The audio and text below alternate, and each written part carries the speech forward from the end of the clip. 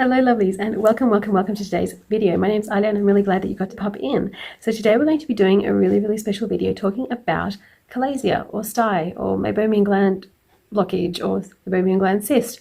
However you know it, a little lump on your lid. We're going to talk about how they happen and how you can go about curing it yourself at home and what you need to do when all the home remedies don't work anymore. So if you're interested in how to cure a Styes, stick around and we'll talk about it today. As you may notice if you've been here before, this is not my regular setup at all. I've been very lucky. I'm a very lucky girl.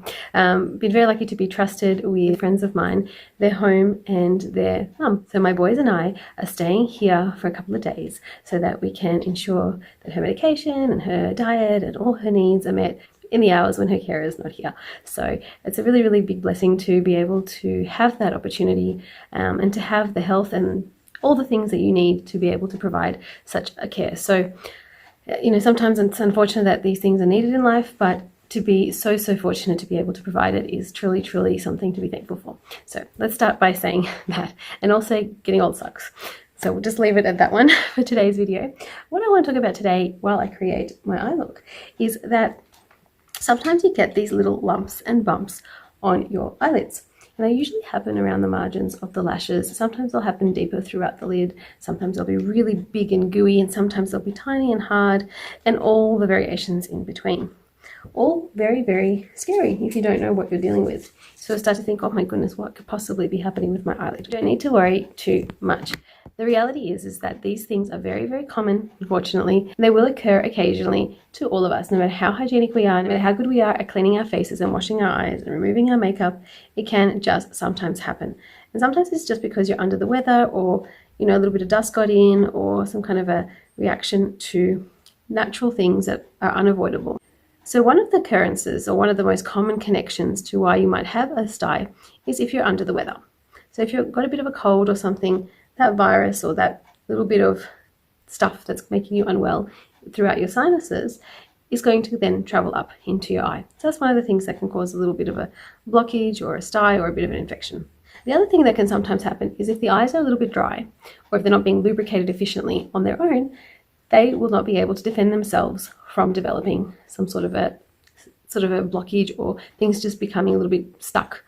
Okay, so having lubricated eyes, or eyes that are not dry, is really important for their self-maintenance. The other thing that can sometimes happen, that even though the eyes are not dry, even though there's no risk of bacterial virus getting into the eyes or anything like that, you don't have any kind of inflammation on the eyes due to, say, hay fever or something getting in, and it's happening anyway. Occasionally what you might find is that there could be just a little bit of a malfunction inside the little gland that's producing oil for lubrication to your eye. So it could be just the gland itself is a little bit faulty, or there could be something stuck deep inside the gland that's having trouble getting out, and it's just causing recurrent infection. So these are all things to be considering. Now, of course, I didn't go into what causes a Chalazia in terms of, what's actually in there. It's clearly just a blockage, gathering bacteria, causing a pussy cyst to occur, a bit like a pimple. Very simple in how it kind of forms. So nothing too exciting there. Now, if you're feeling like a bit of an outcast and you've had one, do not worry. Most people will at some stage in their life have one. It's almost like a rite of passage. It's one of those things that's just going to happen. The little canals through the eyes, they're called Meibomian glands.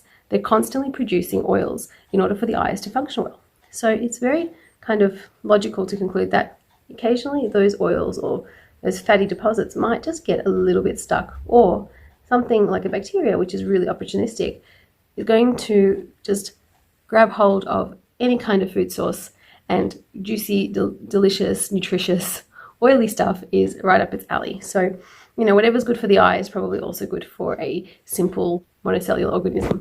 So no shocks there. Before you rush off to the doctor, the first thing I would absolutely try is an oldie but a goodie, and that is tea bags.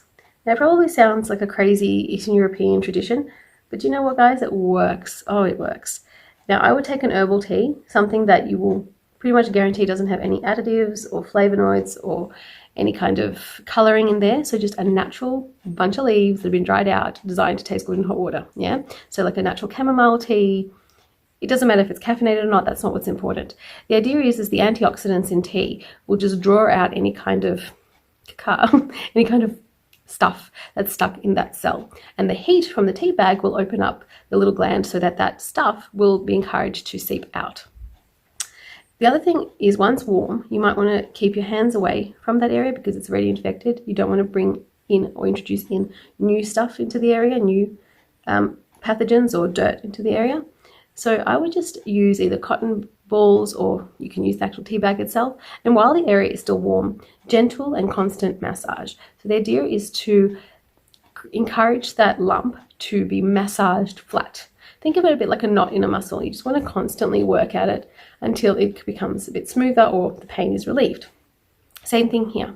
The idea is that you don't want to pop it, you don't want to squeeze it, you don't want to make it malformed in any way. You don't want to destroy the actual gland in any way. You just want to encourage it to kind of keep the flow, because at the end of the day, the likelihood, no matter what actually caused that infection or that blockage, the idea is that it got stuck, and you want to kind of make that flow of all those bits that are in there to continue to circulate. Another really cool thing that I've learned more recently in my life is using some hot boiled water and some lavender oil. Now, guys, this is a dangerous bit of advice because lavender oil may not be everything that the bottle promises it to be.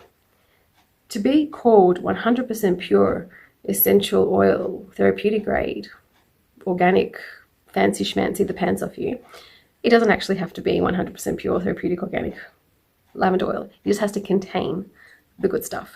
So I would definitely go to a reputable company or distill your own. So, you know, boil a lavender tea from your own lavender buds if you have to.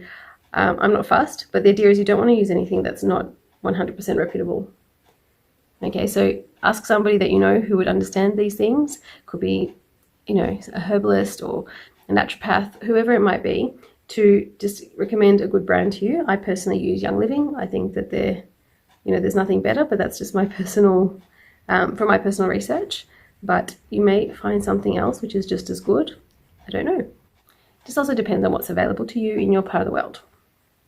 There may even be teas that contain lavender in them.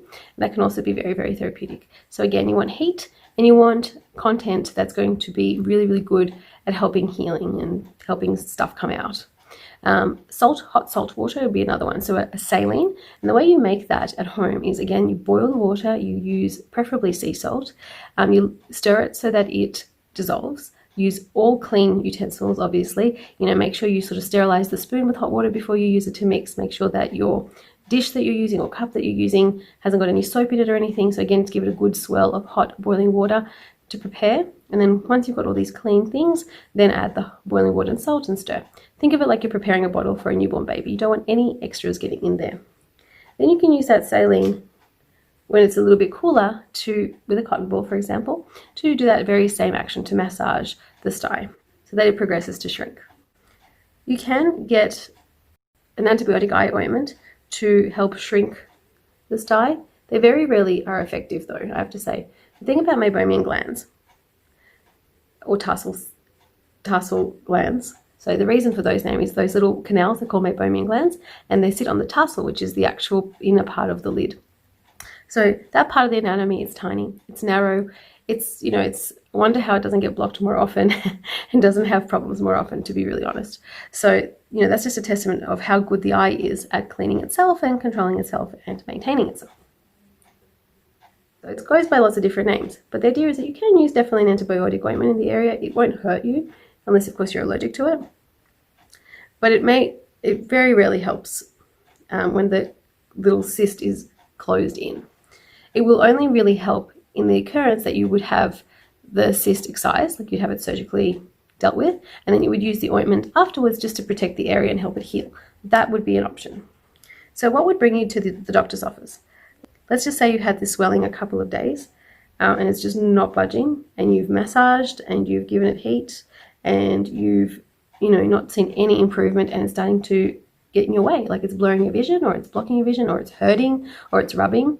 Okay, the other really good way of getting progressive heat to the area is a damp, clean cloth and a heat pack on top, so you get this constant radiation of heat.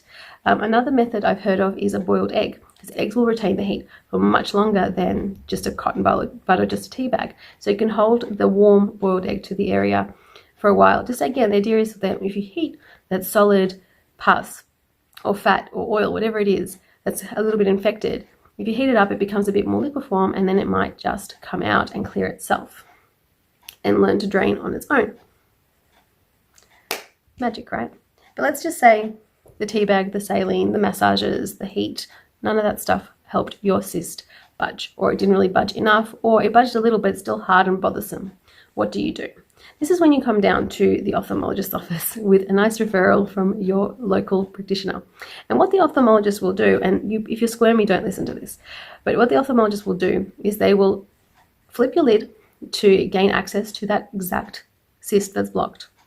They will open it up with a tiny little special, we personally use a disposable blade because it's usually infected tissue you're working with.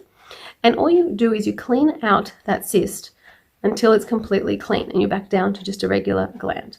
Then the eye, which is amazing at healing itself, will take care of business on its own. So there's actually not that much the ophthalmologist needs to do. All they really have to do is just open up that cyst because the gland can't clear itself because of that cystic situation that's happening. Now the natural question would be, does it hurt? Is it going to come back? And is it going to affect my vision or my eye long term? And is it going to hurt? No, because we use an anesthetic and we block the area and it's completely numb. What you might feel uncomfortable with is because you've had something done to the eye and because it was swollen and usually painful beforehand, you're still going to feel a little bit of remnant of that. That's not going to be instantly cured just because the pus and stuff has been removed. It's going to take a day or two roughly to heal, sometimes up to a week, depending on how bad the infection was, how big the cyst was, all that sort of stuff. Does it come back? Yeah, sometimes if a little bit of infected tissue is left behind, or it's, like I said in the beginning, there's a bit of a blockage further up the canal that you just can't see, it may then cause further infection. And some doctors will opt to just prescribe a course of antibiotics, not just an ointment, but oral antibiotics if recurrences do occur. So once or twice if you've had it, not a big deal. If you're starting to get them every couple of months regularly, that's when they're going to start thinking, okay, there's probably an infection somewhere deeper, or maybe on the surface of the eye, something hiding, waiting for the opportunity to strike. Let's kill this thing. Let's give you some. Usually what we use is we just use a broad spectrum antibiotic, something that's just going to blanketly cover everything. The other thing I've actually heard about, speaking of antibiotics, that people have tried is colloidal silver, which is a natural antibiotic. You can definitely give it a go. The things that I've heard about that I definitely wouldn't touch at all under any crazy circumstance, and I can't believe people do this, things like tea tree oil. Even if it's super duper diluted, it's hot. It's a hot oil. It will burn. And you can actually give yourself chemical burns if what you're using, you're not 100%. I'm talking about not 99, not 98, 100% sure what goes in that bottle. Don't use it, unless you have a professional that can guarantee the quality of the product that you're putting on your eyes. I just wouldn't do it. Eyes are irreplaceable. There's no surgery under the sun that can fix some things that you can do to yourself. So I just wouldn't risk it. But things like teas, anything that's ingestible, anything that you can swallow, be fine, will also be fine, generally speaking, on the eyes. So, for example, teas or, different therapeutic oils, if they're ingestible, then they're probably okay for the eyes. Now, you've got to be reasonable with these things. Obviously, some people like spicy food. You're not going to exactly go and put a hot chili on your eyes. That would be crazy. Just be sensible about these things. But gentle heat and gentle massage has proven to cure many a Chalazia or Styes or Meibomian Cyst or tarsal lesion, whatever you want to call it. And even if they do come back, or even if they do sort of recur, you might want to start to investigate what's going on. Maybe your eyes are dry and you want to do a course of lubrication, or maybe you haven't heated it all the way to the end, so it only started to go away, but you haven't actually given yourself the full amount of treatment. So continue to heat and massage even past the time that it's gone away. If you think it's gone away, maybe just continue treating it like it's still there for an extra day or two. Things like that. Common sense actually goes a really, really long way. Okay, my lovelies, I hope the lighting wasn't too crazy today and you enjoyed the eye look. I'll get some photos for you guys so you can see it a little bit closer. And it was informative for you and you got a little bit of information. Now, I have to say, I'm not a doctor, I'm an orthoptist. So I work with these things all the time. I don't actually prescribe medication or anything like that. But I do have 11 years of experience now much longer in the actual field, eye field. So please do consult your GP or your healthcare professional, or whoever you consult about your health, for advice before you doing anything. If you haven't subscribed already and you enjoyed today's video, please go ahead and subscribe. Follow me on Instagram. There's a lot more things going on there. Love to have you join on either or both platforms. Share the word if you think somebody else would enjoy this type of video. And wherever you are around the world, lovelies, I really do hope you're staying safe and healthy and happy. And I can't wait to see you on the next one. Bye.